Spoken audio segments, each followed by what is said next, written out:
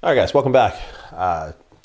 Big episode this week. Friend of the show returning actually for the third time. Second time we're going to release it. There's a really long backstory to that. We kind of dig into a little bit here on the episode.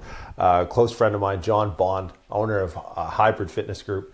He's probably one of the most successful PTs turned gym owner, really ascending the ranks and cutting his teeth at every level. I think it's a really important message for trainers who are, getting into the business space to hear, the trials and tribulations, not only of ascending, the industry from different levels of scale, right, from one-to-one PT into, business management, into business ownership, and to do it across multiple decades in the industry, especially an industry that changes so fast, and to do it with, integrity and grit, and sometimes poise, and a bit of grace, and a bit of elbow grease, and some white knuckle moments along the way. There's no one whose advice I take more close to heart than Jon Bond, and just the way he carries himself. First off, just being an absolute fucking unit helps, and doing that alongside overcoming the trials and tribulations of really ascending in the industry, like I mentioned. So huge episode. Always thankful to be in the same room, whether digital or in person. Been able to spend increasingly more time with Jon over the last couple of years as he's moved from Sydney, Australia, where I first met him, and he kind of took a shot on me 5 or 6 years ago to do a seminar at a gym that he was overseeing. Really large, successful international franchise, and then branched out into gym ownership in Hong Kong, and then moved from Hong Kong to Los Angeles, and is now kind of the sole owner operator of Hybrid Gym LA, which is like wild spot, great location. Frontage in Los Angeles is no joke, so like a high risk business model, but as my friend Jordan Gent would say, scared money don't make no money. So, great conversation. I think a lot of key takeaways for coaches looking to expand their business. He talks a lot about leadership and what it takes to lead leaders. A lot of things that, I was definitely taking notes on, and I know you guys listen to do the same. For those of you listening, I'm getting a lot of questions. Prescript L3 announced, launched, and sold out in the matter of quite literally minutes. I feel like I was selling T-Swift tickets out here. Nuts. The next cohort is going to go in June. So all you L2 coaches, keep an eye out. Probably early spring, we're going to be sending out those emails. If you didn't receive an email and you're an L2 coach, do reach out to us so we get your updated information. L1 coaches now, currently, next L2, which is the next question I'm getting, is going to run early 2024. So if you're in L1 now, you can get in the early 2022 L2 or 2024, L2, and finish with enough time to be eligible. So we're going to run these on a biannual basis. So if you're interested in getting into L1, like the whole point of this thing is, can you bring it in real life, right? Like we are not a digital education company. We use it as an arm to bring people to a theoretical comprehension starting point that you can prove yourself as a coach on the gym floor and some of the highest stakes training situations in the world, right? So we're the first group of L3 students are going to be helping me run the combine prep for 30 of the top NCAA athletes headed into the NFL. You're dealing with kids out of top programs like Alabama, Georgia, Penn State, Florida, Miami, Michigan, Iowa, you name it. We got the talent coming in, and the L3 group has been briefed on the class. So we have a January cohort and a February cohort. L3 students coming in June are going to have a special array of pro athletes that they're going to be working with. And this is what it's all about. If you're going to have world-class education, it's not about just espousing it from your fucking living room on Instagram. It's about putting it to use where it matters the most. Now, look, some of you are going to go back and not train pro athletes, and that's fine. But the decisions you make quickly in a high-stakes arena like that are going to make your job in managing, whether it's general population, whether it's niche or special populations. This is high stakes, and we want to see if you guys can bring it live on the floor, because if you're going to kind of don our brand, that's what we're all about, right? So, in developing the company over the years, I've stayed finger on the pulse of coaching every year, whether it's combine prep, whether it's concierge, getting in front of NHL athletes, professional tennis players, football players, whatever it takes, because there's consequences to the stuff that we teach, and we want you guys to know that we're holding ourselves accountable to those consequences. And as a byproduct, we're going to hold you accountable, and that's what this is all about. That's what our job is all about. We hold our clients accountable, we hold ourselves accountable, and that's the culture of the Prescript Level 1, 2, 3 program now. So really excited to have that up. So if you're not a part of it and you want to get some, one-of-one world-class experience and getting in front of the best athletes and, getting around the best coaches. We paired with Yo Murphy and his team down there in Tampa, Florida. Yo is, still a freak athlete, always been a freak athlete, not to mention one of the greatest coaches. Technical and tactical, really can't be beat. It's just a marvel to get to watch this guy do his thing, and to be able to help out alongside with the L3 coaches is going to be something special. So if you guys are looking to get into it, now's the time. We already have, based off of my DMs, quite a ridiculous backlog for L3 coaches looking to get this, world-class experience of training these guys. The June cohort, like I said, it's going to be special. So we're going to run January, June every year. Next year, we might open up more than 2 per intake. So right now, our January, February intakes, there's a week in January, 1 to 7, week in Feb, I believe it's the 12th to the 18th, and the June dates will be announced later. Next year, so going into 2025, we might open that up to 3 per intake, right? So we might have 3 January, Feb, and we might have 3 in June, July. So if you guys are looking to get on board, you can actually save 5% on PSL1 if you head over to the website now. We have a wait list waiting for the next intake, and just by putting your name down on the email list, go to www.predescript.com, go to courses, go to L1. PSL1 wait list, you get 5% off. So just hop in that list. We're going to notify when registration opens. Next class is going to kick off in the new year, and then when we look at L2, also going to kick off in the new year. So you guys are going to have time to get into that L3 cohort for June, which is going to be super exciting. So guys, without any further ado, I'm done paying the bills here. Huge shout out to Jon Bond as always for coming out and just lending his wisdom.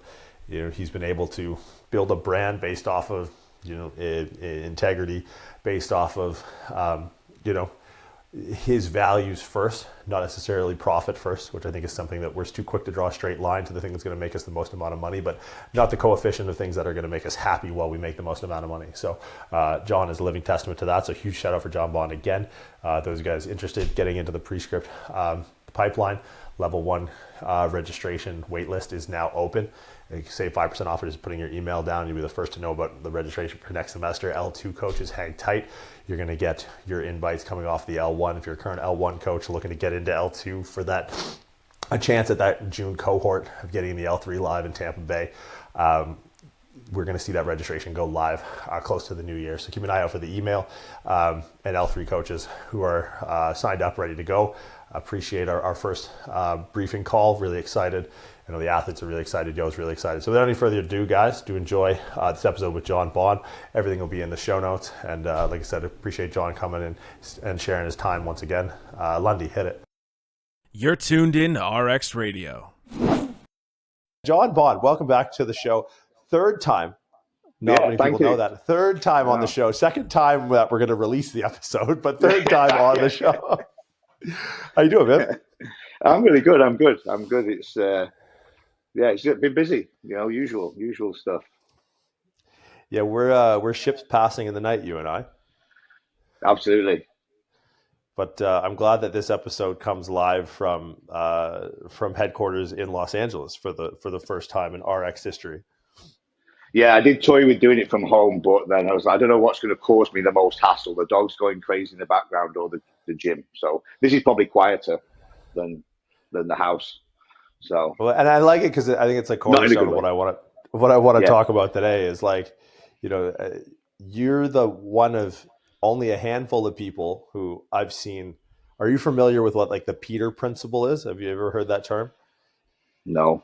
It's kind of like it's essentially the fitness industry 101, where it's like people will get promoted within an organization to a point which they're no longer competent in the roles they're getting promoted to. That's like roughly what the PT principle is, right? And it's like that's PTs, right? Like if you're a good PT, hey, do you want to be a PT manager? Oh, you're a good PT manager. Do you want to be a regional?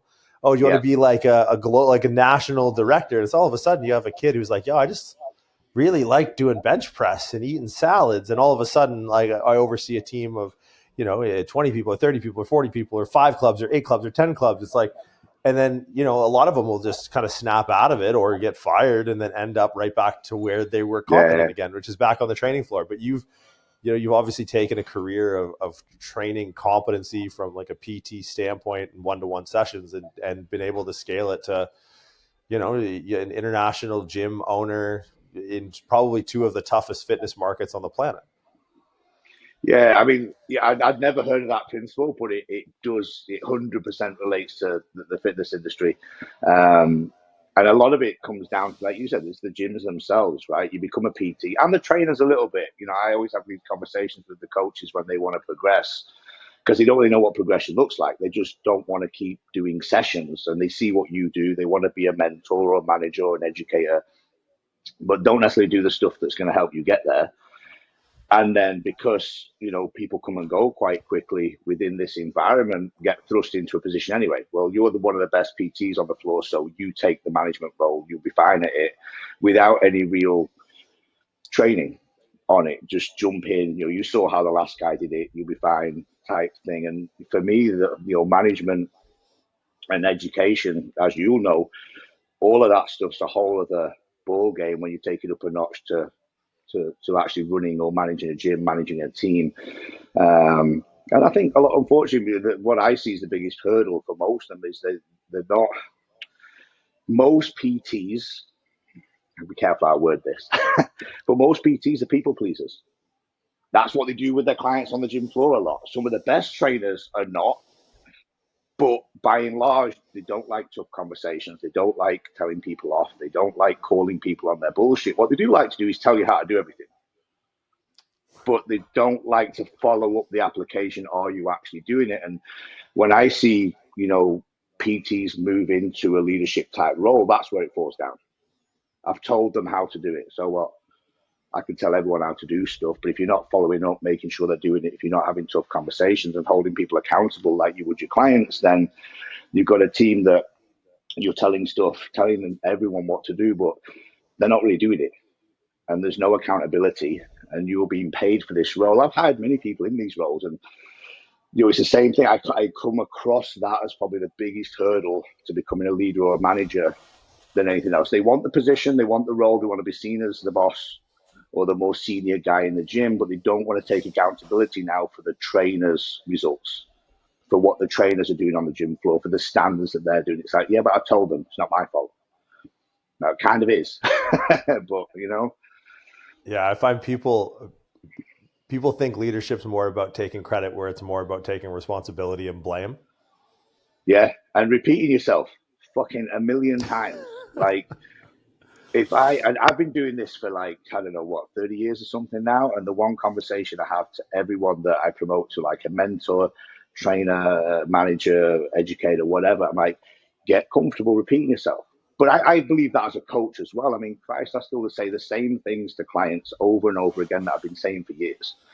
Right. And not necessarily, oh, well, that means they must not be learning or must not be listening. It's like, no, they just don't care. They've got jobs, they've got lives. So I have to remind them to hit this depth or put their feet here or do this over and over again and not let it go as a coach. And it's the same thing when you step up onto the gym floor. It's like I keep looking at the fucking gym trying to catch someone doing something shit. But, I could look at the gym. I could see things and go, it's not quite right, but it's okay. Or I could be like, look, it's not quite right. Let's fucking do it better. And a lot of people prefer to turn a blind eye. If I speak to anyone in a position of authority and I tell them that I've seen this trainer doing this, and this wrong, I guarantee you the first thing they say is, I know. And that fucking really annoys me. They're like, well, if you know, why have you not said something? And again, it becomes that, well, that's conflict. That's not sure that's my role. Like, it's your fucking role. Like, and, one thing that, I did love about my previous company was that big accountability. The trainers could be arseholes, but they held you accountable. I learned a lot there. Like I don't necessarily want that full-on environment, but the trainers would go, hey, you're not doing that quite right. Let's do that better. Everyone helps each other rather than turn a blind eye. It's not my problem. Like, it's everybody's problem. The way everybody's doing something in the gym, everybody should be holding each other accountable and everybody should be trying to help each other level up. Not go, well, I'm just a bit better than that guy, so I don't care. Which is a lot of that as well sometimes.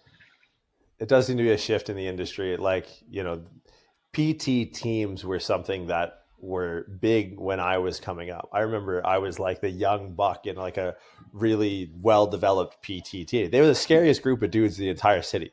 They all trained out of one gym, and it was like the Jets and the Sharks. It was like a biker gang. It was like that was the Tecumseh Mall Good Life trainers were like a team, and like there was almost like a guilty by association. If someone was like doing something wrong, everyone else felt stupid because they had a dumb guy on the team. Where like PTs now are it's such a lone wolf type culture where it's like they don't really feel like the person training next to them is like that it affects them or reflects them, where it's like, no, it absolutely does in the eye of a consumer. Yeah, no, and I'm big on that stuff, and because I take a lot of leadership and teamwork stuff from sport. I grew up with sport as a background, and that was it. If you were the weak link, then everyone was on you, right? And it didn't need to be a negative. Everyone's on you, but like we want to win. And whilst, like you said there, PT is by and large an individual pursuit, I've never seen it like that. If there's 10 PTs on a gym floor with 10 clients, that's a team. You may all be doing your individual role with that individual client, but every other client can see what every other client's doing. Every other trainer can see what every other trainer's doing. And there's a level of, I'm sure you were similar, but when I was coming up as a PT, I just didn't want to be the weak link. I just didn't want to be that guy that other clients are looking at and going, why are they paying him? Right? Because I remember trainers like that. I'd work in teams and be like, fuck, I don't know how that guy's got any clients. Right?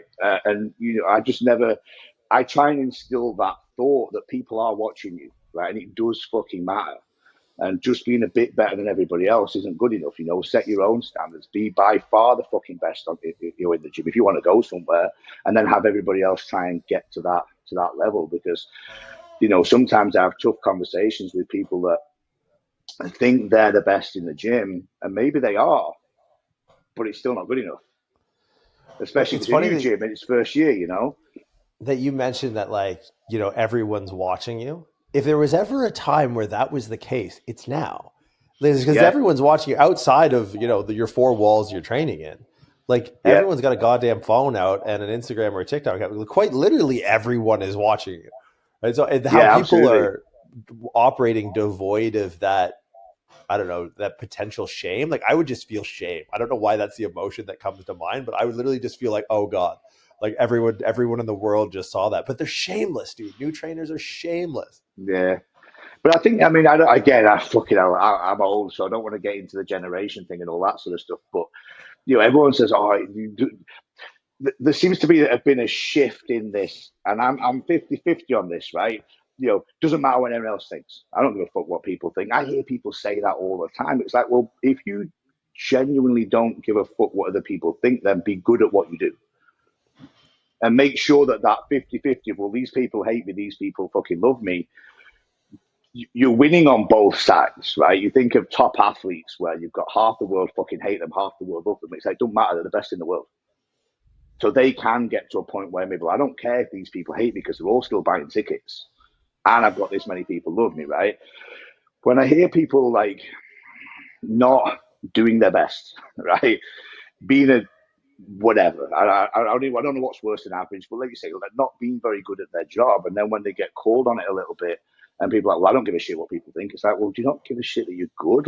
We're in an industry, any industry that we're in, whilst part of me is I don't give a fuck what anyone else thinks, I also would like to know when you get into any industry that people of whatever level in that industry, have a positive thought about you and what you do. You can't please everybody, don't get me wrong, but we're in an industry where we have peers. And I think that matters, and always kind of have. I like to think, you can't please everybody. You're going to upset people, and some people just not like you because they don't like you. But by and large, even people I don't particularly like as a person in the industry, I fucking respect. And I will tell everyone how good they actually are, even if I don't like them. Not that might mean anything to that person, but I on the flip side, I don't care whether you like me or not, but do you think I'm pretty good at what I do? Because I've worked my arse off, not to just go, well, when it is all said and done, I didn't give a fuck what anyone else thought. I kind of did. And that helps drive me to be better. But I feel like one thing that I've used as a vetting tool when talking to prospective coaches or staff, or even vetting trainers in any capacity, is To me, if you don't know your history about this industry, you don't know where it's going. Like if you don't know where the industry was Yeah, 20 years ago, so it's like, all the obvious ones, and I'm sure you're the same, like Charles Poliquin, even back to Paul Check before he started, going weird. marrying 10 wives and juggling rocks in his underwear, whatever the fuck he does now, or like the in down the sports world, like Charlie Francis, and you kind of go down the list of people, but it's not like you didn't care what anyone thought. You just cared what a few people with good reputations thought, right? Like there's kind of like an Yeah, oracle status of like a Mount Rushmore of the industry, and I feel like a lot of people don't even know where to go to like establish that in their training ethos. Like who is the top of your industry? Who is the top of the industry? So they're like, they're just kind of flying blind in the night. that is a good point. Yeah, I didn't think of that. I mean, I've got to be honest. When I interview coaches, one of our questions is always, who do you learn off? Where do you get your education from? And nothing baffles me more when they say kind of nobody, or they bring up people that I've not heard of. Now, I'm not saying I've heard of everybody, but I've heard of most of the big players. So I'd like at least you to mention one of them. Just mention one. But if you mention a bunch of influencers that are like whatever physique people or something that I've never heard of, I'm kind of like, right, okay, great, but how are you using that on the gym floor? So yeah, there's a big part. I mean, when we grew up without social media, Instagram, all these sort of things, like to be well known, you had to be fucking famous. Because you weren't on this phone with, oh wow, they've got a lot of followers, maybe they must be quite good at something. Back in the day, it was like I had to seek out who the best were. Who's the best S&C coaches? Who do they work for? What teams do they work with?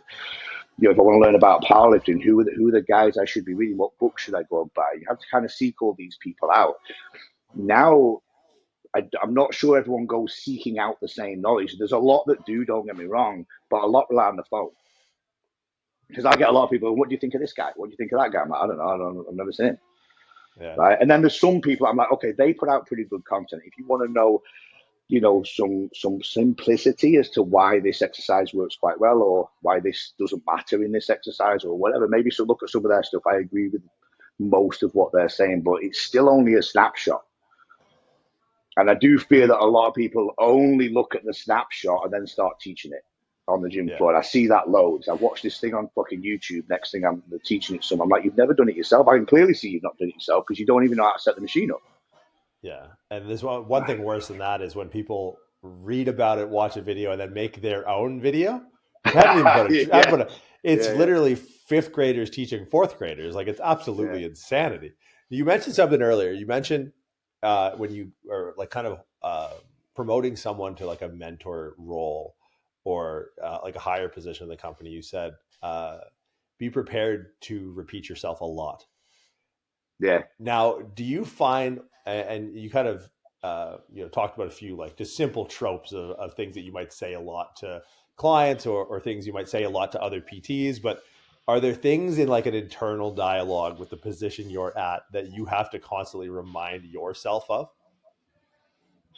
That's a fucking good question. Well, for me, it's almost the same as what I've said to the guys. I have to be doing the same thing. So for me, I know that I can't just sit down, in a mentoring meeting with the guys and say, look, this is how I want you to deliver the mentoring session. This is how I want you to chase up. This is how I want you to follow up next week. If I'm then not doing the same thing with the guys as well. So for me, sometimes it's reminding myself that I still have to do what I'm telling everyone else to do. Because I get fucking busy with other things, and sometimes it's easy. Like I'm here and I'm there, and it's okay. Maybe I can't make the mentoring meeting this week. You guys will be okay, and then I realize I'm missing one or two meetings here, and I'm not following up with them. They're not quite the finished article that I would like them to be yet. They need more help, and they need me on their arse as much as they need to be on everyone else's arse. And it's just this reminder that it's a constant trickle down. I can't really switch off from that, and when I do, or when I miss a few weeks, I see shit going badly wrong, and then I have to catch myself and go, okay, as much as I've told them a million times about this, I need to tell them 1,000,001, 1,000,002, whatever it takes until we get there. Because for me, management and everything, is is continually chasing and holding people accountable. Like I said earlier, everybody's really good at telling someone what to do, delegating, leaving someone with a job to do. But when's it got to be done by? When are you going to chase them on that? When are you going to remind them? Because nothing annoys me more than the trickle up and then the trickle down. Hey, did we get this done? Oh, well, I asked such and such to do it. Okay, when's it going to be done by? I don't know. I've got to go and ask them. And you're like, for fuck's sake, does anyone know when this shit's got to be done by? Because I've got no problem delegating, but get it done. Because it's still your responsibility. You gave it to someone else, fine. When's it going to be done? And I know they're not communicating when they go, oh, let me go and ask them. You should kind of know, right? So when I say repeating myself at that, I kind of mean going over the same things a lot, maybe going over it in different ways to get people to understand how to, especially when it comes to kind of educating and holding the trainers accountable to client results and things like that, because that's full on. Tend to have the same conversations, the same problems come up, the same issues kind of with clients, whether they're progressing or not. But, where does the fault lie? What can the trainer be doing more? And then just to holding each other accountable and being like, okay, did we follow up on that last week? Because we have like a mentoring form. So I get an automated email when one of the guys has done a mentoring session with the trainer, and it'll bullet point all the issues they talked about, the client that got audited, what are we doing to try and improve whatever it might be between this week and next week. And the biggest fall down is always, did you bring that up again next week? Did you start the session with, hey, we talked about this last week. Have we got this done? Yes, no, let's move on. Rather than just whatever was done last week looks great on paper, but it's been forgotten about. And now we're just starting a fresh mentoring session this week with new problems. Well, we didn't fix last week's problem, so let's not even move on to new issues, right? So I think that's what I mean by repeating. When people, because the entire job of a PT is to follow up, right? Like the online world, the language would be to a check-in, right? Like, yes, everyone have your check-in by Sunday at noon, or I won't be able to make your check-in today because blah, blah, blah, blah. But it's like, it's always, there's an axiom that I live by. It's how you do one thing is how you do everything. So like my concern is always, when I'm in a position where I need to follow up with someone and they run a coaching business, I was like, are you following up with your clients? Because it's really the same process. It's the same thing, right? Like absolutely. Have it in by noon. You tell your client or you don't, or like your check-in process is shit or your service is shit. So it's always like really concerning to me when like the follow-up is like, that's your whole job. Hey, what did you eat this weekend? And because you bring up something it's so funny to hear you say it, and it strikes me as novel because it shouldn't be. It's like, you're the owner of a gym in Los Angeles, and you're concerning yourselves with the outcome of the clients of your trainers, which is like, when you say it out loud, you're like, yeah, that's your whole business. But when you actually think of gyms and PT like departments, that is probably one of the most rare things for definitely an owner, but really at any level. I don't know of a PT department in any gym that I'm aware of that actually follows up like, hey, how much weight is Jim down since 2 weeks ago? And it is like the number one single metric that will keep your retention and drive your acquisition. And yet you're one of a handful of people on the planet that actually follow up on the metric that matters. Yeah, I mean, obviously, I'm not going to take 100% credit for that. I learned that, from working for a previous company for years as to how you hold all the coaches accountable. And it was the first time, like you're just saying, it was the first time I'd seen it. And I was like, fuck, okay, this is the kind of golden nugget that if you follow this through, and then, also, yes, it's my business, so it's my name on the door, not technically my name, but people know it's mine, right? And if I'm doing the sales, and this is the way I explain it to the trainers all the time, like I sit and do a sales consultation and I explain the dream. I explain the best case scenario. This is what the trainers do. This is how much follow-up you'll get. This is the kind of weight you can expect to lose if you follow the program properly, blah, blah, blah, blah. Go through everything. And they're all like, great, sign me up. And when I hold education sessions with the team, I'm like, this is what I hold you guys accountable to, because who do you think they come and complain at when they're not getting the service that I've just promised? And that's on me. That's personal. I'm not going to sit and tell someone that we can do this if I don't believe the guys can do it. But at the same time, I have to make sure the guys are doing it. So, sending up sending out, emails every 2 to 4 weeks to be like, hey, how's the service going? How are you getting on? Any feedback? I can jump online, now and take a quick look, snapshot at every client's weight, body fat measurements. If I want to dig into their programs, I can. So I can proactively mentor the trainers a little bit. And this is what I try and teach the mentors to actually do is don't get caught up into the trainer mentality of rushing into the room, pulling up some stats, and then get talking about something that you didn't plan to get talking about. Right? I'll spend 10 or 15 minutes. I'll take a look at the spreadsheet of a snapshot of all the clients and go, right, this guy's got 10 clients. 4 of them are losing weight, 6 of them are not. What's going on? And I have the red flags of what's going on with these guys. Because to me, running the business, obviously the red flag is I've got 6 clients here. This one's been doing 4 weeks. This one's been here 6 weeks. This one's been here 7 weeks, not lost any weight. They're not going to stay on, right? What conversations are you having with this client? Why are we not losing any weight? What's going on? Some of it will then be an educational piece. Maybe the trainer got stuck. They're not sure what to do. And we try and help, intervene with some ideas to move on. So I'm doing it twofold. I'm doing it one-fold to really, educate the coaches, and second fold is to look after the business and see it as a retention tool as well. Because I've done this way too long to not know. By and large, I'm mostly right. If I go through a list of clients, I'm like, you're going to lose this one, this one, this one, this one. This one might stay. That one will stay. And look, getting a great result can be just as bad. Getting a really good result with someone, some people leave as well, but I'd rather that. Because that market's our business. So if someone gets a really good result, goes, hey, I can do this on my own, perfect. But if people are leaving because they're not getting the desired outcome they wanted, and I can pinpoint that maybe that's the coach's problem, then we have a problem and we have to try and fix that. Doesn't mean I'm coming down hard on the coach. It just means, okay, what's going on? You're losing clients. I have retention stats. So if I've given you 10, the way our model works is we do all the marketing. I spend thousands of dollars on marketing. Danny does pretty much all the sales and, lead generation, all this sort of stuff to get people in. We do all of that. The trainer doesn't have to do any of it. So if I've just given you 12 weeks worth of business, a new client, and you're losing more than you're keeping, again, we have a problem because I have to trust that I can keep giving you business. So that's how we do it. And that's where the mentoring and the management stuff all kind of crosses over. So you do obviously mentoring to your staff in person, but you also mentor people in the business space outside of your gym, like other business owners, other PT, maybe single PTs who own their own business, whether online or in person.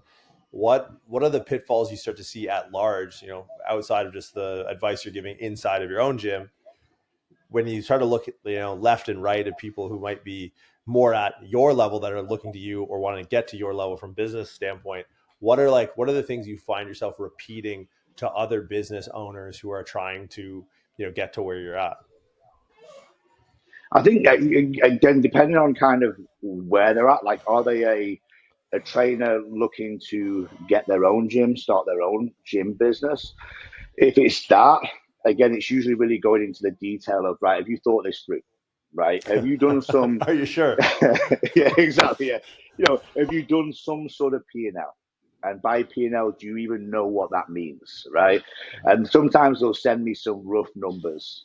And it's like, well, we're going to get this many clients and that'll make us this much and our rent's this much and our costs in total are probably this much. And it doesn't say probably, but it might as well.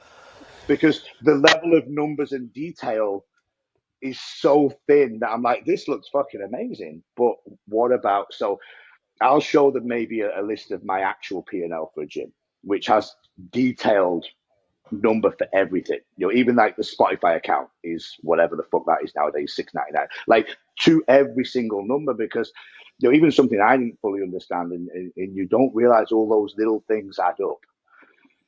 And when you're in the early days and you're kind of making a bit, losing a bit, and like, this shit matters, $10 here, $20 there, $100 there, it all matters. What most people do is they add up. I think payroll will be this, lease is this, and it's about it, right? You're like, okay, marketing, fucking, all your fucking water, electric, fucking lights, anything you fucking use. So I'll send them something and go, look, this is mine. Now fill in your costs, your actual costs, and add a bit because it changes. You know, even in the US, coming to the US was a fucking massive eye opener on payroll and how payroll has to work and fucking payroll tax. Like compared to Hong Kong's easy. You pay them a set amount. They have like an MPF that you pay. That's it. And the trainers then pay their own tax. Everyone pays you pay your own tax at the end of the year. LA is a completely different fucking ball game, and there's a tax and an insurance for everything. Like we have to pay workers' compensation. Have you ever fucking heard of that? Yes, like I have. so basically, boarded or you know, like well, we did have it in the UK, and I'm not sure it was a thing in Oz. So it was the first time I'd heard of it here. I'm like, what the fuck's that? And they're like explaining, like, yeah, well, you know, if someone hurts themselves on the way to work and you don't pay this, then it's your responsibility. Or if you send them to the shop or something, I'm like, what? Like, I'm now responsible from the minute. When does this start? The minute they leave the house? Like, what if they trip over the fucking gate? Is that my fault? So anyway, don't set me off. But you know, all those things add up, and you realize, okay, I could have estimated payroll was this number, but you add in all this other shit in California, and it's this number. My payroll number was right. It was all the stuff I didn't really know about. So that's usually the first thing I delve into with someone, and it's usually at that point they choose to stay a trainer and go, oh fuck, I've not really thought this fully through. The other conversations will generally be around people that are getting investment. And how does that really work? Believe it or not, a lot of people think investment is free money. And I'm like, no, it's not. It's basically a massive fucking loan through people that are probably a little bit more laid back about when they get it than a bank. But at some point, they're going to get arsey and want their money back. Or the ownership part of it. You know, people think that getting investment makes you an owner and that you own the business and it's yours. It's like, no, if 70 to 80% of the investment has come from an outside source, they own the business. You're still working for them. And people go, oh, right, so it's not mine then. Like, no, why the fuck would it be yours? I'm going to pay 80%. That business is mine until you buy me out 50-something%. So those conversations go on, and people don't always understand that. And I know it sounds obvious and simple, but until you've really delved into the world of investment, it's amazing what people assume. Oh, these guys are just going to give me money to own my own gym. No, it doesn't work like that. You'll either get given some sweat equity, which will be about 2 or 3% of the whole fucking gym, which means you're really not a full-on owner as such. You're working for someone else. You're in place running it. You have some vested interest in ownership, but you don't own it. All the people that put the money in, and then I'll explain. Look, if you want to be the owner, you're going to have to put at least 51% in, and then that makes you the actual paid owner of that business. Everybody else is an investor to help, right? You still owe them money. You still have to pay them dividends if you're making money and shit. But at that point, you go, if 50% of the business is $500,000, they're like, okay, I don't have that. It's going to take a really good PT a long time to save that, doing churning hours on the gym floor, right? And I think that's the other conversations I have a lot. Everybody wants their own place. They don't quite understand what it fully means. And even if you are seen as the owner, technically, unless you put all the money in, you're not the owner. You're the face. You're running it. You're doing most of the stuff. You can be called the CEO if you fucking want, but still not your business until you can pay the rest of the people that put money in the first place out. Then you can sit back and call it your own, right?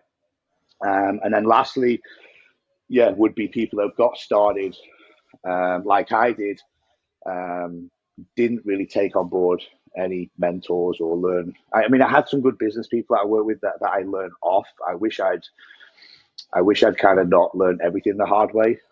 So ending up, kind of steering people that first year or two, and they all of a sudden feel a bit overwhelmed, realize that it's not quite as easy as they thought. And they'll sometimes reach out just to be like, fuck, this isn't just me, is it? Like, this is fucking hard work. I'm like, yeah, it's fucking hard work. And I have the same insecurities. I've had the same issues. I've had the same fucking stress. All the things you're going through, I've been through. And I'm still going through. And it tends to end up going that route. I'm not necessarily trying to fix that person's business as such. I'll help with some things. Half the time is keeping that individual on track from going insane and being like, it's okay. This is normal. And you'll fucking have a good month, and you'll be like, "Hey, it's great, 30th, we just made some money." And the first rolls around, and you're like, "Fuck, we owe rent again.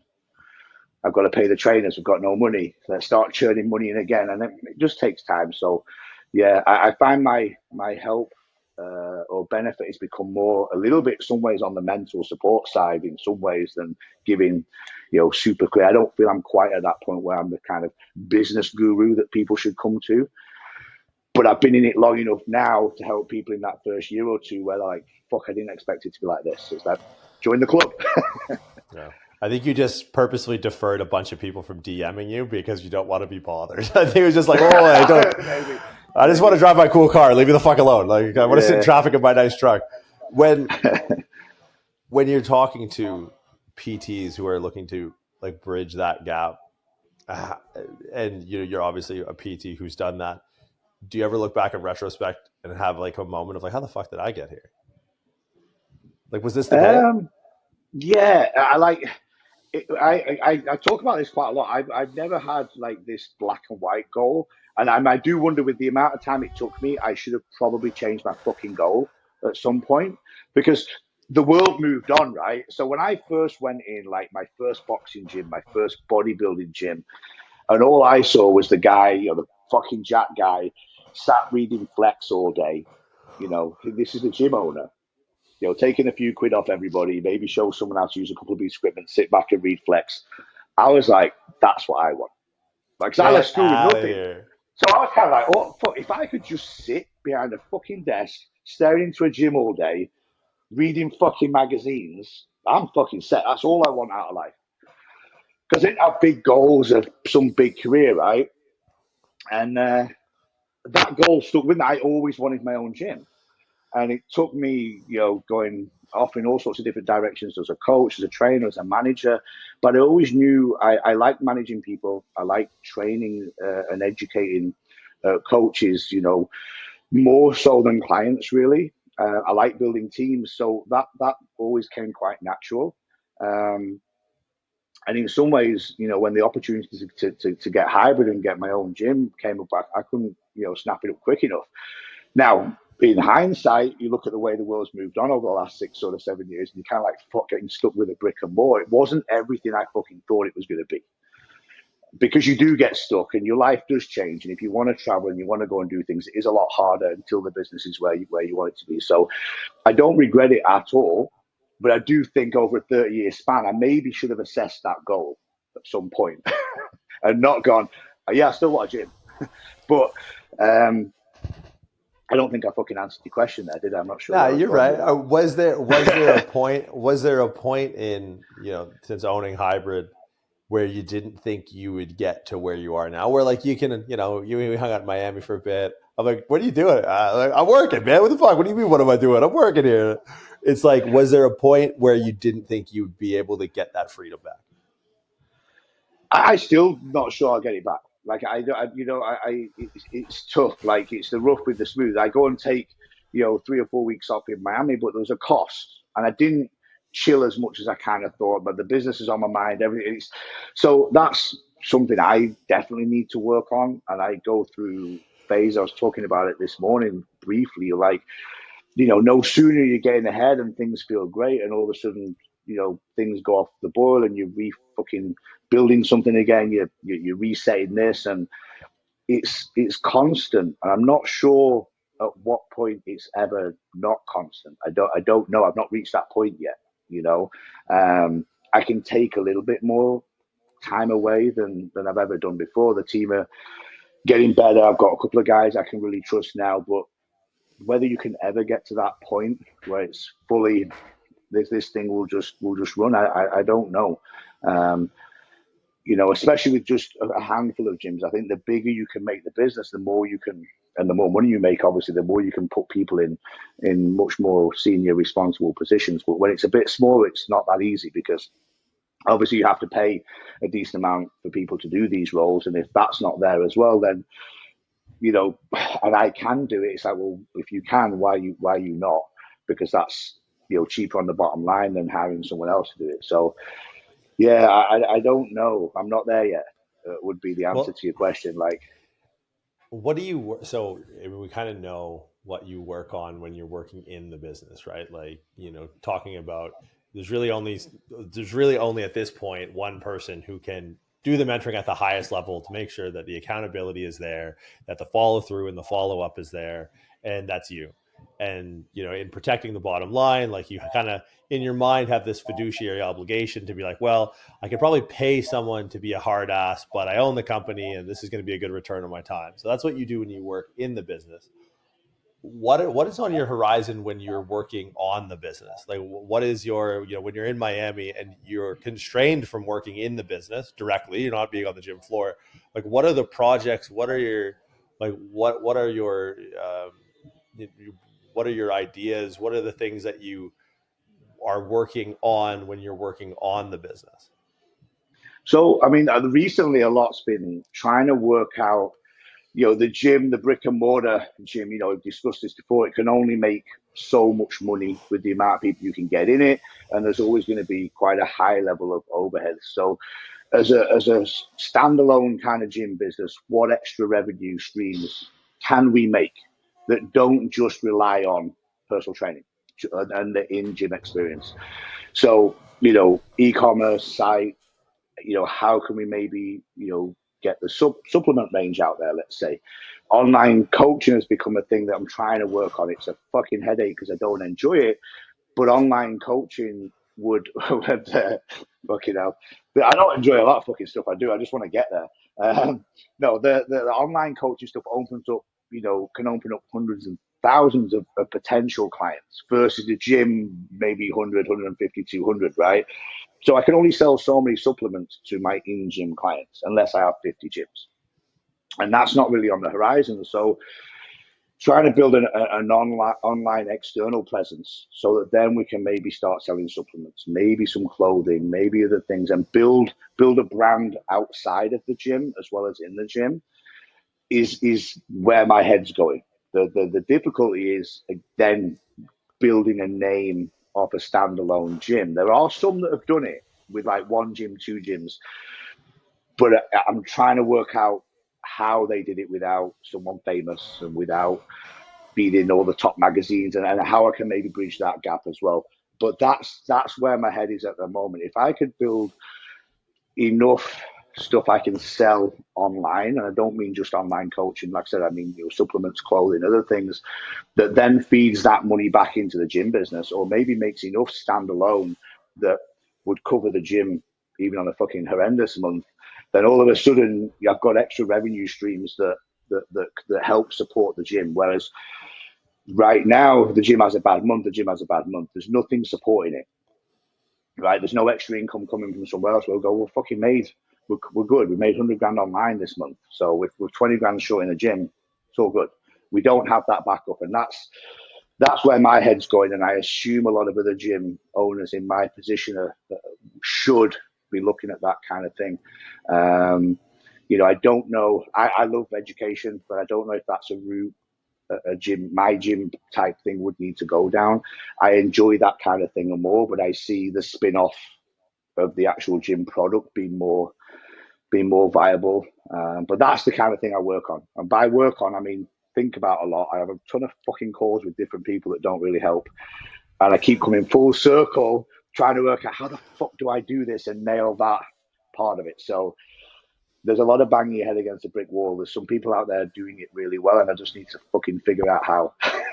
I gotta say, for the people that I know that detest the internet, and more specifically social media, I don't think there is someone who detests it more than you. That being said, probably hasn't been a single person who I follow closely, who's a close friend of mine, who's been able to do like such a complete 180 in the sense that I don't think you enjoy it now, but you've definitely are.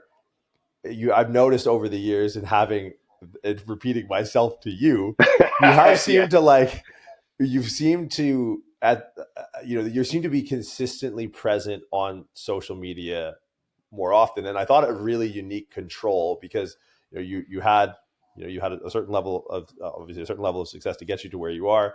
And over the last couple of years, a ton of different coexisting variables to go along with this. But would you say that your social media experiment on yourself has been one that's yielded a benefit or a profit?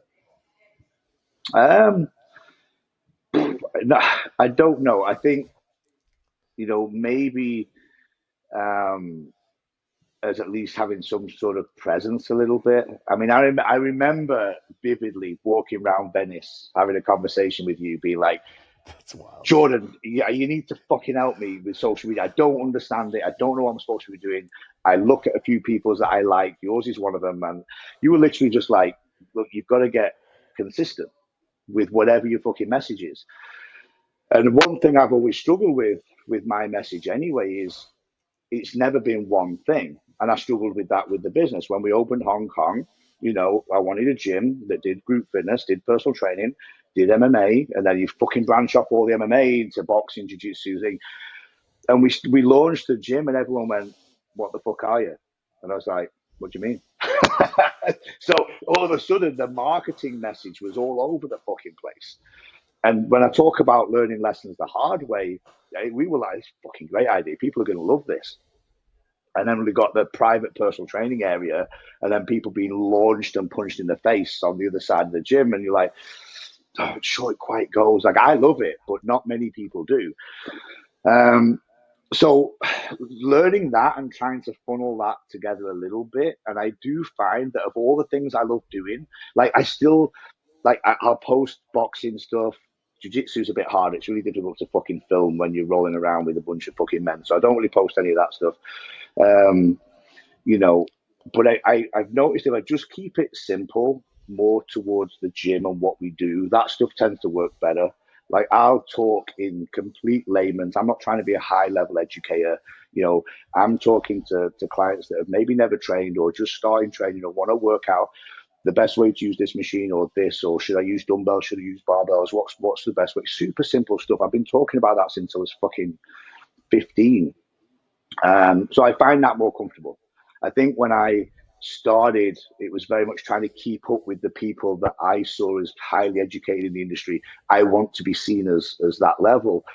And I think when people meet me and we talk about training and how a lot of this stuff works, people know that I to a degree know my stuff. I'm not the highest educated person when it comes to this stuff, but I know enough. And when I talk one-on-one with someone, I can hold my own in a room of very smart people. But on the internet, it's a whole different world. I watch how quick you get a really fucking serious, nuanced bit of information out.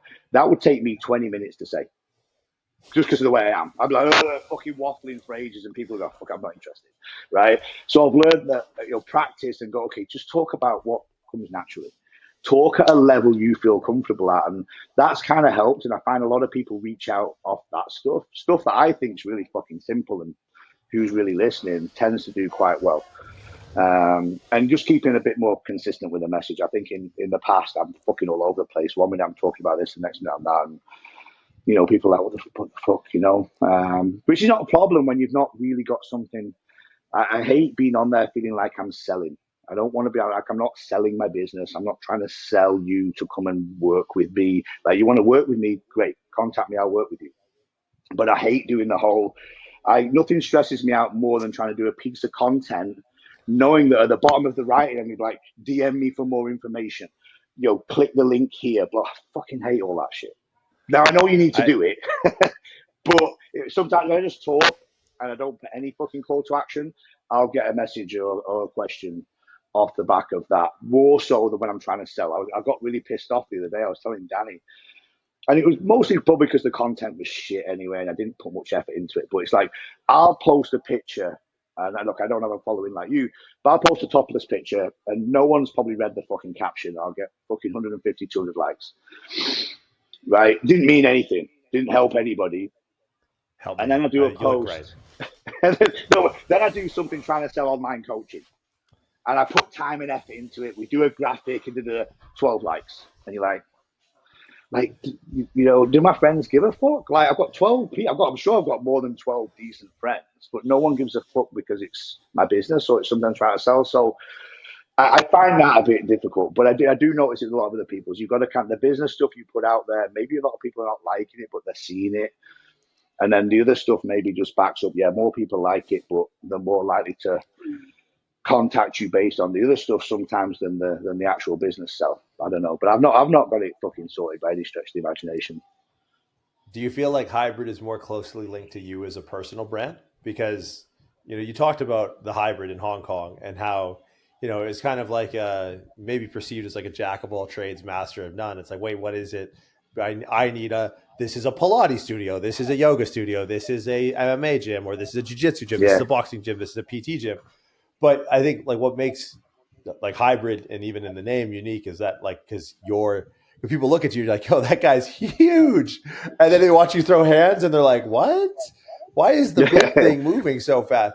Do you find like that maybe some of the success might be the fact that, you're operating hybrid now as more of like a founder led company rather than like attempting to be this faceless, potentially, all Asian international chain of gyms. Now it's just like, I am John. This is what I do. This is my gym. Like it or don't. Yeah, and I think like especially since having LA where I'm here and based here, it's that side of things has helped. And look, I understand that what I do and what I like is kind of niche, but you do get a lot of guys that are all of a sudden like, I really want to do some boxing or I really want to learn jiu-jitsu. People are always reaching out to me for that stuff as much as the lifting. They want to lift first and then they want to do the other stuff. So amongst men, there's a massive, angling for, I want to be like what you do. And it's like, well, turn up to the fucking gym for a start would be useful. But, there's a lot of men want to talk about it and then not really do it. So there's a market there for it without a doubt. And what I've noticed in LA, like what was interesting in LA, our first competitive boxer out of the gym was female, which was fucking amazing. I was like, it's fucking great. She was like, I want to fight. We took her to this little interclub show, and I think, in LA, I managed to nail that down a bit better because I'm here. So mixing up the boxing and the gym and having the guys be have coaches that are kind of into a little bit of everything. I've got some coaches that are just purely into lifting, and looking good. I've got some coaches that have been amateur boxers, but now like lifting, and combinations. I've had guys that are more kind of fight based, but are interested in learning to lift and PT as well. So being able to blend the coaches a little bit better is also really useful and show that, you can coach a bit of it all to a certain level, depending on what our client is. But a lot of our clients are beginners. So, it doesn't necessarily take a high level boxing coach to teach the boxing class, but it does take someone that knows what they're doing. And, I don't water down our boxing classes. So I do expect the coaches to know what they're doing.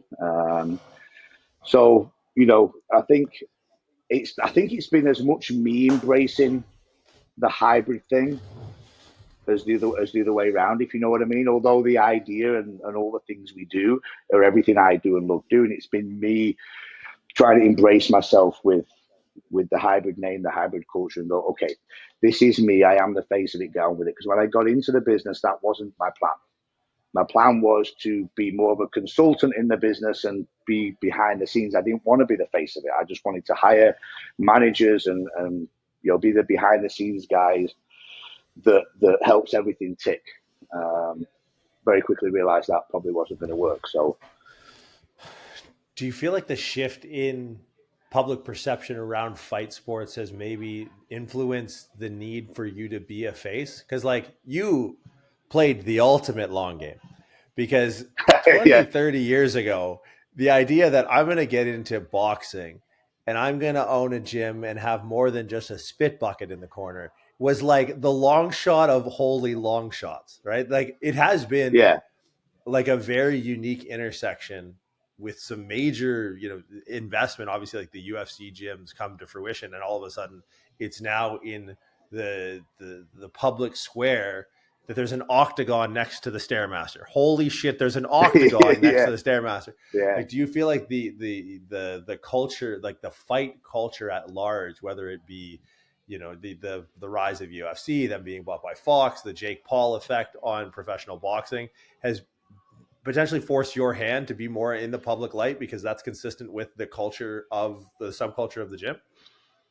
Yeah, I think the timing of it all, like you say, makes it easier for me, if that makes sense. Because I've always done this stuff, and I've always been in the spit and sawdust, gym that you're talking about. I fucking love all that stuff. But at the same time, a lot of stuff's moved on, and when personal training first became, what I call pretty fucking high earning. Like in a lot of big cities, trainers are charging what, $150, $200 an hour. That's not nothing, right? And you have to have, in my opinion, a little bit more, than a shitty rundown studio to charge that kind of money. People do buy into the ambience of the gym, the cleanliness, and all this other stuff, and trying to mold what I like as much as I love, the spit and sawdust, and I don't care if the gym's clean or not where I train, but I do respect what our clients want and trying to blend that. Hey, there's a boxing ring over there. There's some bags. There's weights. You've got everything in this gym. You've got some really nice changing rooms, and it can attract that kind of client that wants to give all that stuff a go.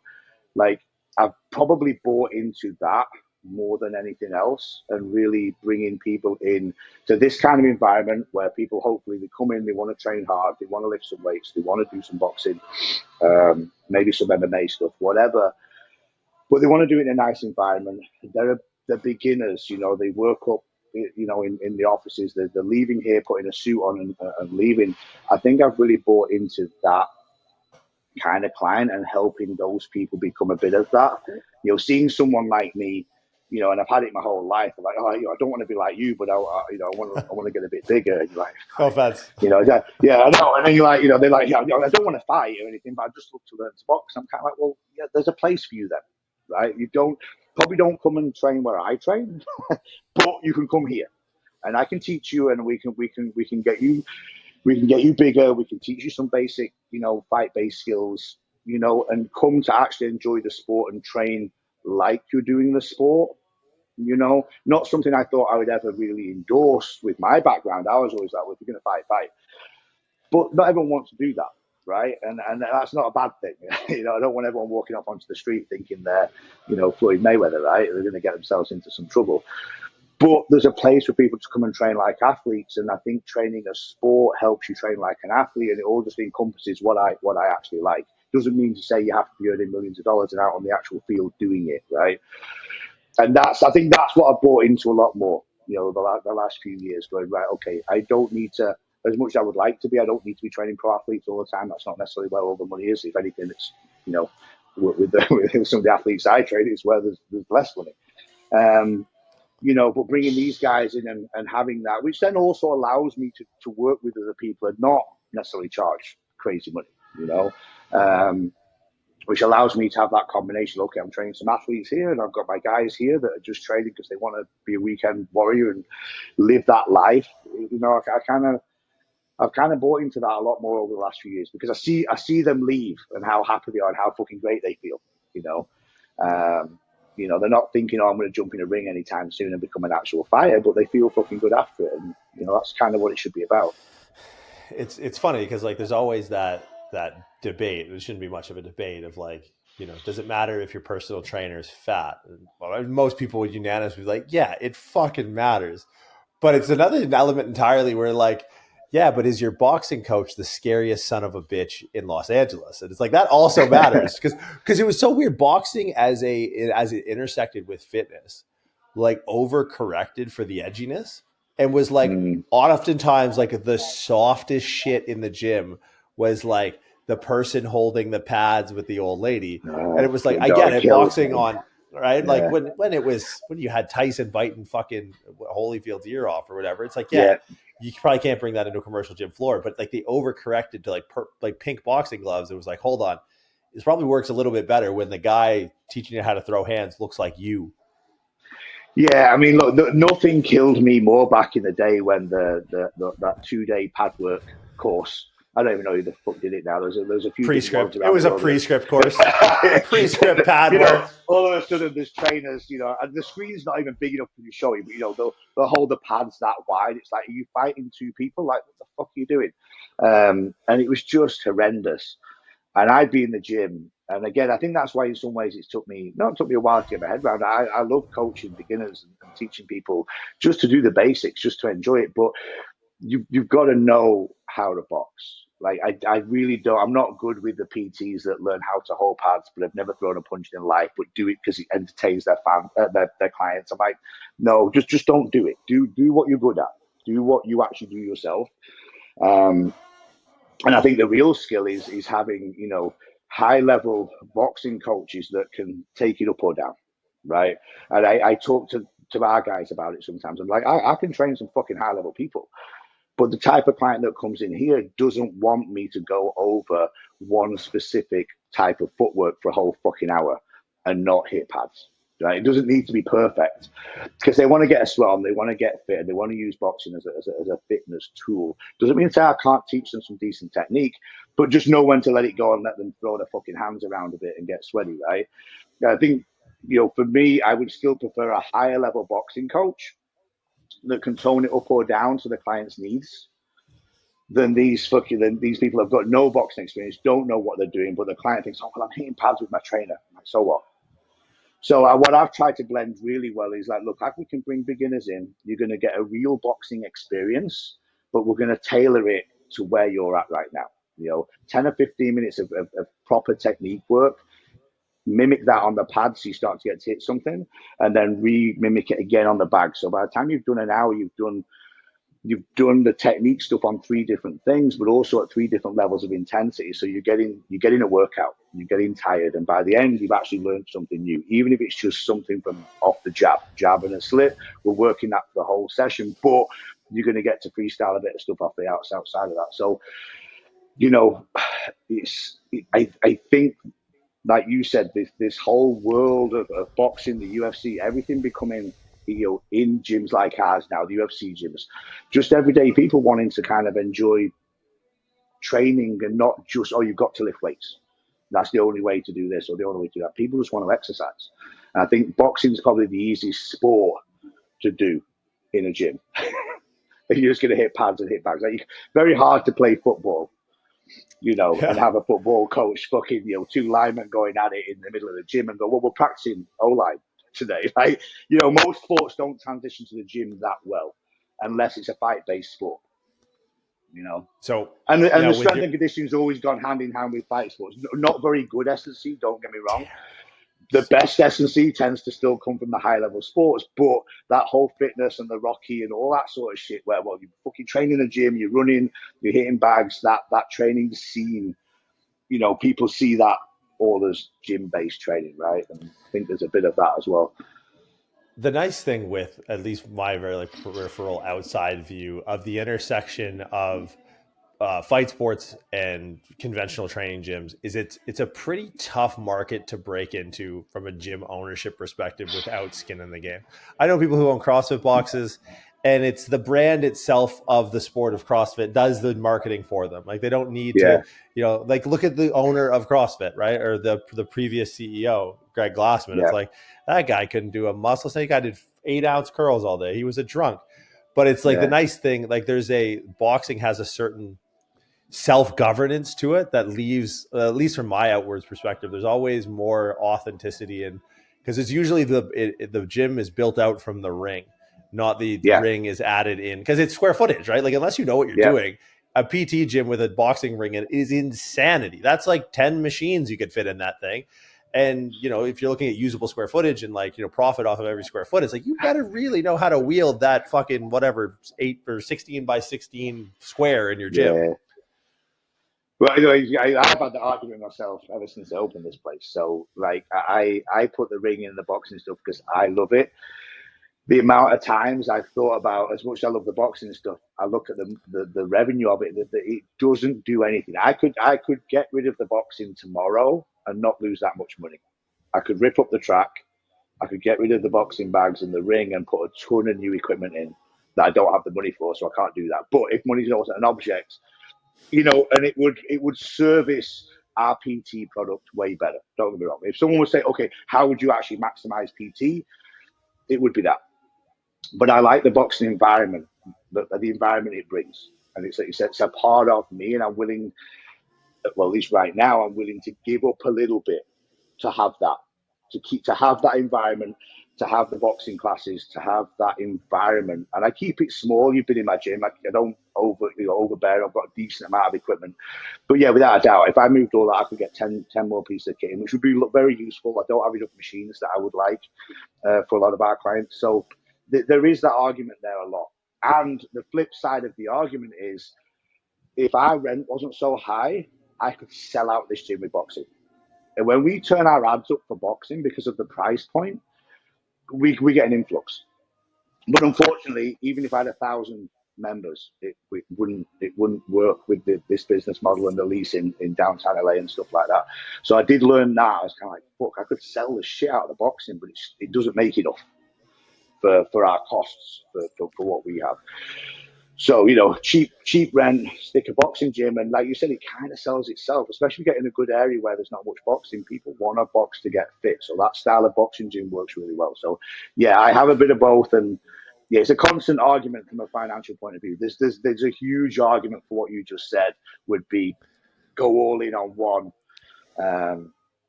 But, that's why we go all in pretty much on the PT. We don't promote the boxing too much, keep it fairly limited. But yeah, I've kind of got two businesses going in one. But I think you're a case study for authenticity, right? And like the long-term value, because you're in Los Angeles paying LA rent during COVID. Yeah. And you own a gym that technically shouldn't work on paper. Because like I always struggle in having conversations with things that provide indirect value, because profit is such an easy calculation through a microscope. But when you actually run a business day to day, you understand the importance of optics. Right. And I think like that's where a lot of people are set to, I think, learn from you, amongst other things, is like there's an authenticity factor, because there's a I don't give a fuck statement when you understand how gyms work and you've been around the industry for a bit and you go, you're on Figueroa and you're like, where the fuck am I going? Where is this guy's gym? Is he nuts? And then you walk in and there's not homeless people. Yeah, you want to learn how to fight then. We're walking down downtown LA. If I didn't have like a pretty good bob and weave, man, I wouldn't be walking up to you. But it's like, no doubt the rent is insane. But there's no more show of confidence in the product that you're selling. Like, I'm gonna squander 400 square feet of my gym. So, but I think people, and one of my favorite business stories is the story of Airbnb, and I've told it 1,000 times. But it's the importance of doing things that don't scale in building a brand, right? Because like, I always look at this continuum of like, marketing was seen as the art of the 20th century. And then between marketing and now, I think marketing is being replaced by hype. There was a short period in there where like brand was like the only thing that was talked about, but hype is really what sells things now. Like if you look at, concert tickets, like Taylor Swift bullshit, Drake, all this, it's not even marketing anymore. It's hype. And it's like, nothing is more hype than on the outside of the boxing ring, there's the fucking Mamba mural, right? And then it's downtown LA. It's in not like a tough neighborhood, but it's downtown LA. Anything could happen, right? So and back to my Airbnb story, Airbnb in the early days, the CEO would go on his own website, book the units that were, the scarce units in big cities that had people renting out their units. And he would fly there. He would fly there with a videographer. He would fly there with a photographer and an interior decorator, and he would improve. And that build the brand, and then that build the hype around, but it doesn't scale. Right. So it's like, I see kids always trying to skip the queue to the thing that is just going to, from a P&L perspective, which is we talked about that a little bit, they go right to the money first. They go right to the bottom line. It's like, man, when you start to draw these links between like successful people who are authentic, who like, who will shy away from the obvious decision because it's authentic to them. It's like, that's the most consistent thing with people who are doing good business, is there's an authenticity where they aren't afraid to go fuck the profit in short term, because the profit will be there in the long term. But they're not even making that decision off money. It's like, I want it there. I own it. I don't have to answer to anyone. So there's the boxing ring in the corner. Yeah. And I mean, look, for me, I'll be perfectly honest. A lot of that came from like, there's a ton of people, I mean, most people that know me know who I used to work for. Right. So amazing fucking gyms, amazing product. But everybody I know that's moved on from that company to do their own gym, their gym looks exactly fucking like the previous company they worked at, right? Hard not to have it look a little bit like that. A gym has equipment in it, and a lot of gyms look the same to a certain degree. Sure. But that was one thing. There was one thing I was just like, I do not want to be exactly the fucking same and create a gym that all everyone's going to say is, oh, you've just copied them. And I just didn't want that. And whether that was a good idea or not, there was that part of, I want boxing that. I want this to be a slightly different looking concept. Yes, the personal training product is very similar. The equipment's very similar, of course. Like, there's only so many gyms you can go to. Plenty of gyms where the equipment's the same. They didn't copy each other. It's just that make of equipment's pretty good. And if you buy it in bulk, most gyms have got it, right? So that's where the boxing thing came from. And even the big mural and stuff on the wall. Because again, I see these gyms and they just copy. Put some mirrors in, let's paint it white and put your equipment in. I'm like, it's fucking boring. So I was like, right, I'm going to make some big fucking thing. And I was looking at these two pictures and I wanted the Ali picture. And obviously I'm in LA, so I'm like, let's do the fucking Kobe thing. And I merged them. And I was like, well, actually, I said, Danny, can we put this so it looks like Kobe stood in the boxing ring? And Danny started fucking about on Canva and made this picture. And I was like, that's fucking mint. Sent it to the guy, and these guys made it and stuck it on the wall. And even now, everybody that walks in this gym for a tour, for PT, they walk. We don't lead them. They start talking and walking. They walk down to the other end of the gym. They walk towards the boxing ring and the picture. Even though they want this, like the last second, they'll take a quick look at the dumbbells and stuff, but they walk over to that. And also, there was that final. I may not be really up on the social media stuff and that, but I did notice a trend at that time a few years ago of a lot of people starting to recognize gyms by how the gym looked. Either it's got this big picture on it or this big, like, you might forget the name of the gym the first time you see it, but after a while, but that gym that's got that big Kobe in it. That was another thing that ticked me off. I'm like, people, if we do the social media stuff right, people are going to start associating the gym with how it looks. Which backfired a bit because I got so many fucking influencers when we opened that wanted to come and use the gym to film. They fucking drove me nuts because it had a cool background.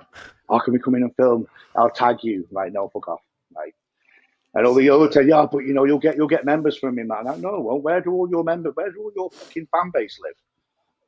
Do they live in downtown LA? Well, no. Well, there's no point then. That's but yeah, it drove me fucking nuts. Yeah, I appreciate that, man. Well, I appreciate your time, and I think you're always a case study for authenticity, and you always have been. You've definitely, I think you said, is there a lesson that you could learn not the hard way? And I think the answer, unfortunately, forever is going to be no. You're destined to keep learning, but it's entertaining at the very least to be in your circle and watch you learn these lessons and reap the benefits of learning them too, man. Like you do some really great learning stuff. Shit the hard way does tend to tells a slightly better story than getting it right first time, I suppose. So it'll pay off at some point. Well, hey man, I'm glad it's been paying off so far, and I appreciate you taking the time to tell the stories with us today. I look forward to seeing you again, wherever that is. Obviously, this turns into your bedroom real quick if you want to come to Toronto and hang out. So. Yeah, absolutely. No, thanks for having me on again as well. I love it. It's great.